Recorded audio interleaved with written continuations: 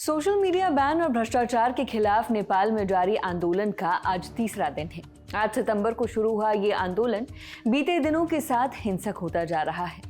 अब तक आपको ये तो पता चल ही गया होगा कि आखिर ये प्रदर्शन किया क्यों जा रहा है। अब ये भी जान लीजिए कि इस प्रदर्शन में शामिल लोगों की मांगे क्या क्या है, किन शर्तों पर वो प्रदर्शन से पीछे हटने के बारे में सोच सकते हैं। जेन ज़ी मूवमेंट की ओर से जारी डिमांड और डिक्लेरेशन में क्या क्या कहा गया है। पहला, आंदोलन के दौरान शहादत पाने वाले सभी आधिकारिक रूप से शहीद घोषित किए जाएंगे। शहीद परिवारों को राष्ट्र की ओर से सम्मान, अभिनंदन तथा राहत उपलब्ध कराई जाएगी। बेरोजगारी, पलायन और सामाजिक अन्याय को समाप्त करने के लिए विशेष कार्यक्रम लाए जाएंगे। यह आंदोलन किसी दल या व्यक्ति के लिए नहीं है, बल्कि संपूर्ण पीढ़ी और राष्ट्र के भविष्य के लिए है। शांति की आवश्यकता है, लेकिन यह केवल नई राजनीतिक व्यवस्था की नींव पर ही संभव है। राष्ट्रपति और नेपाली सेना से उम्मीद है कि हमारे प्रस्तावों को सकारात्मक रूप से लागू किया जाएगा। प्रदर्शनकारियों की मांगों में कुछ पॉलिटिकल डिमांड्स भी रखी गई है, जिसमें वर्तमान प्रतिनिधि सभा जनता का विश्वास खो चुकी है। इसे तत्काल भंग किए जाने की मांग है। संविधान का संशोधन किए जाने की मांग है, जिसमें नागरिकों, विशेषज्ञों और युवाओं की सक्रिय भागीदारी हो। अंतरिम अवधि समाप्त होने के बाद स्वतंत्र, निष्पक्ष और प्रत्यक्ष जन सहभागिता पर आधारित नया चुनाव कराने की भी मांग की गई है। ये भी मांग की गई है कि प्रत्यक्ष निर्वाचित कार्यकारी नेतृत्व की स्थापना की जाए। इसके साथ कुछ डिमांड ऐसी है जिसे इमीडिएट एक्शन प्लान का नाम दिया गया है।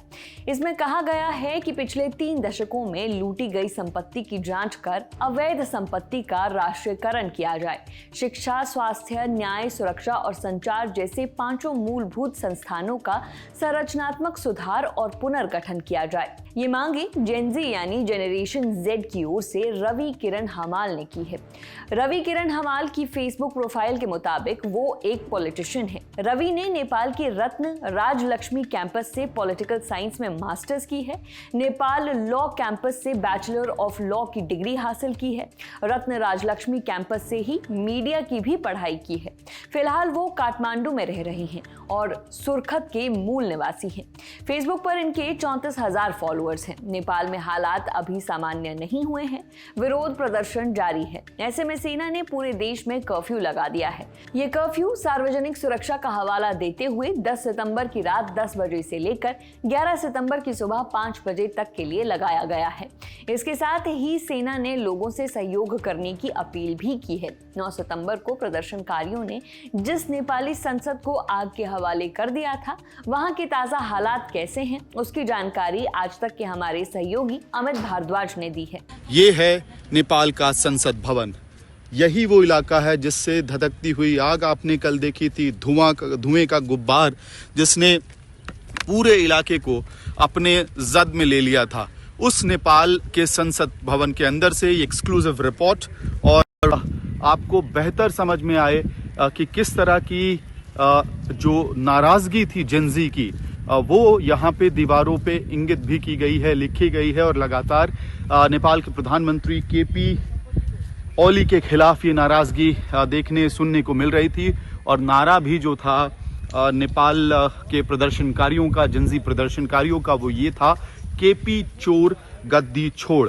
और यहाँ देखिए ये प्लेकार्ड जिसमें नारे लिखे हुए हैं। सिलेंडर्स को भी लेके आया गया और अंदर सिर्फ तबाही का मंजर है। ऐसा नहीं है कि सिर्फ आग के हवाले किया गया इस बिल्डिंग को, बल्कि पहले जबरदस्त रूप से तोड़फोड़ की गई और उसके बाद आग लगा दी गई प्रदर्शनकारियों द्वारा।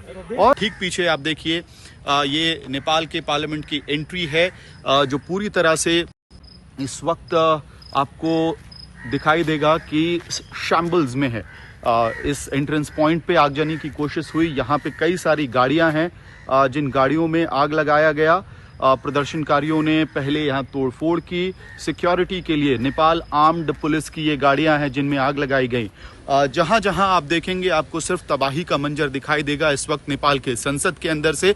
नेपाल में जारी विरोध प्रदर्शनों के बीच जेनजी समूहों ने इस हिंसा और तोड़फोड़ से खुद को अलग कर लिया है। जेनजी नेपाल, हामी नेपाल और हाउ टू देश विकास जैसे समूहों ने सोशल मीडिया पर बयान जारी कर कहा कि यह हिंसा उनकी नहीं है। पड़ोसी देश के हालात देखते हुए भारत सरकार ने भी सीमा पर सुरक्षा पुख्ता कर दी है। आने वाले दिनों में नेपाल की सत्ता पर कौन काबिज होगा, अब ये देखने वाली बात है। बाकी नेपाल से जुड़ी हर अपडेट के लिए आप दी लल्लन टॉप देखते रहिए। खबर लिखी है हमारी साथी सुप्रिया ने, मैं हूं नेहा, कैमरा के पीछे है प्रशांत। शुक्रिया।